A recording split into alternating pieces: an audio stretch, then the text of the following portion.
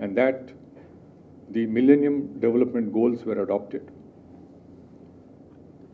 Targets 8 different goals to be reached by 2015. Then the Agenda 2030, what is popularly known as the SDGs,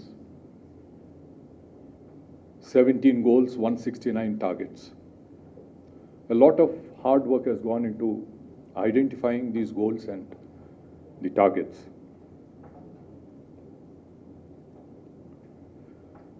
I'm glad that the Indian Professional Congress has taken this decision to include sustainable development goals, talking about how to integrate sustainable development goals into national development agenda. I think I would rephrase this slightly. There was a different parlance during my years that I worked with the NDMA. We always talked about mainstreaming disaster management into developmental planning. And I think what we should be rephrasing it a little bit and saying mainstreaming sustainable development goals into the development agenda of the country. Now we are aware that what the Agenda 2030 is, how it outlines an ambitious vision for every part of the country. A lot of work has to be done nationally, at the state level and also at the local level.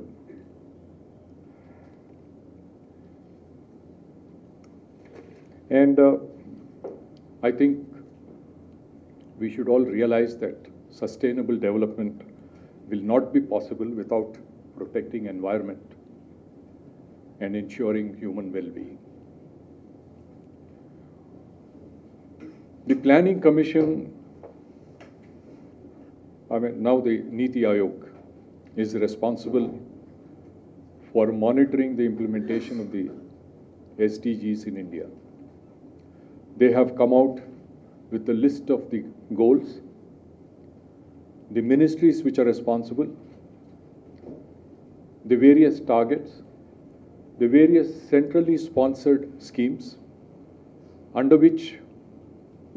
through which these targets could be met. And they're supposed to also identify the various departments in the state governments across the country who are responsible for this. Well, I don't know how seriously Niti Aayog is really able to do it, how effective the monitoring is. Going back to the Millennium Development Goals, what was the target in the first 15 years of this millennium? And what was really achieved on ground is something a lot of people will have doubts in their mind.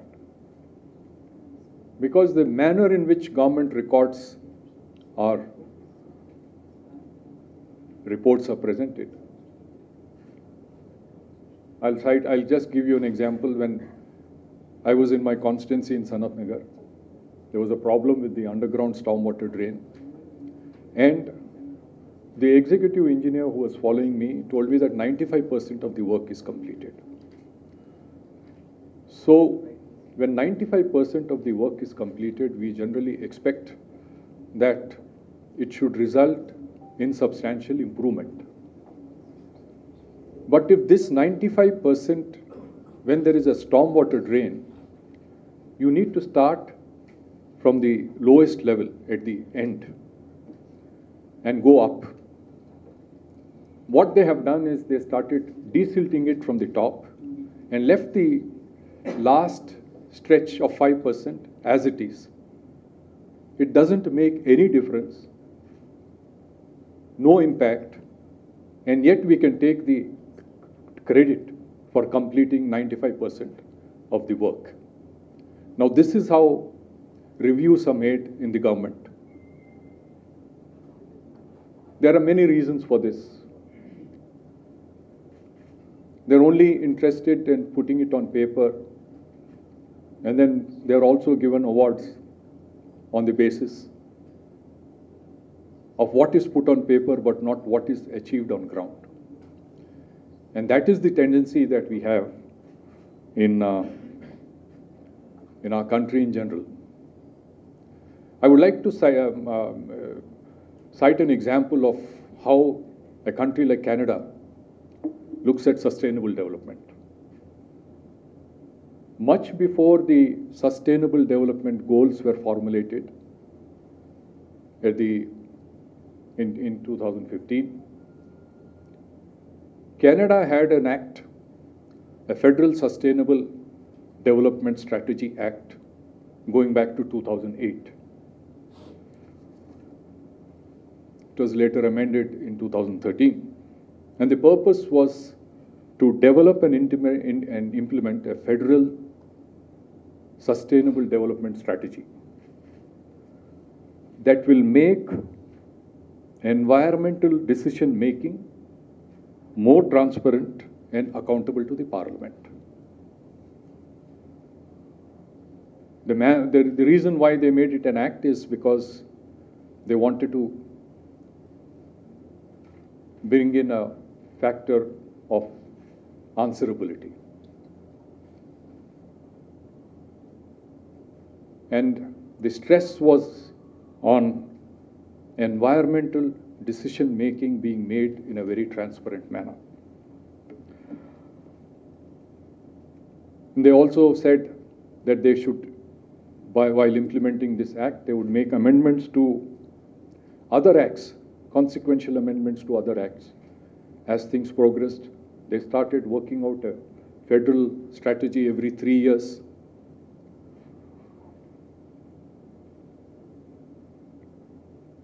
The basic principle that the Government of Canada is based on an ecologically efficient use of natural, social, and economic resources.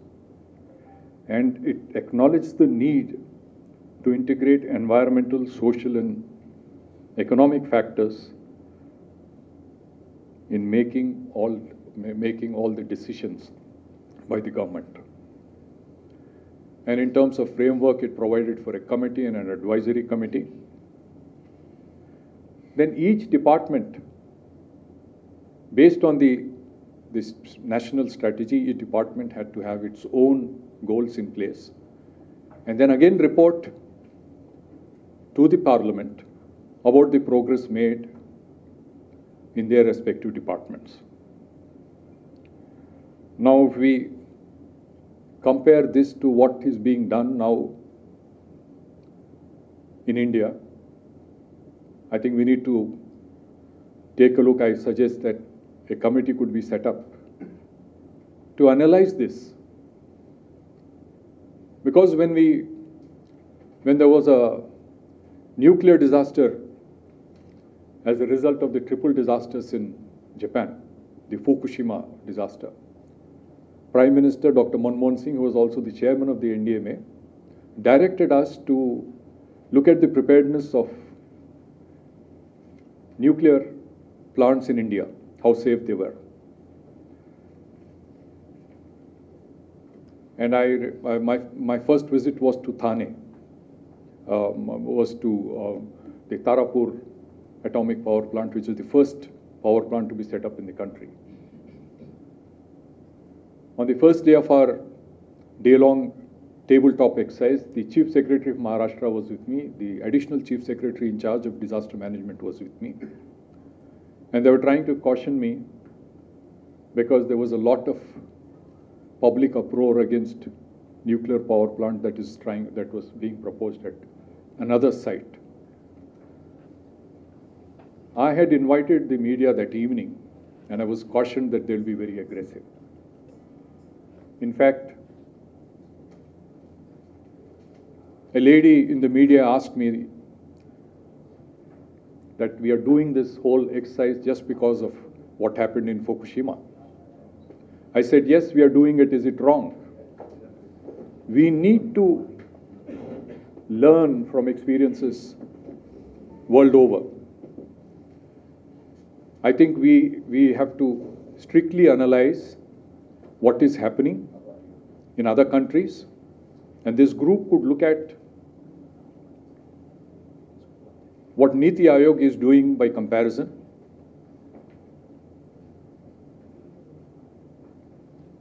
I was told there was a report by a very well-known international consultant group, which said, in India, everything happens Ram Bharose.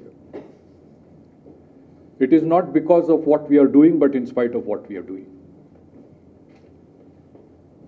And I'm afraid that when it comes to the implementation of the Sustainable Development Goals, the various targets, enough, because it is not got into our system. We have not understood, neither the political leadership nor the administrative leadership in this country. Leave the people aside.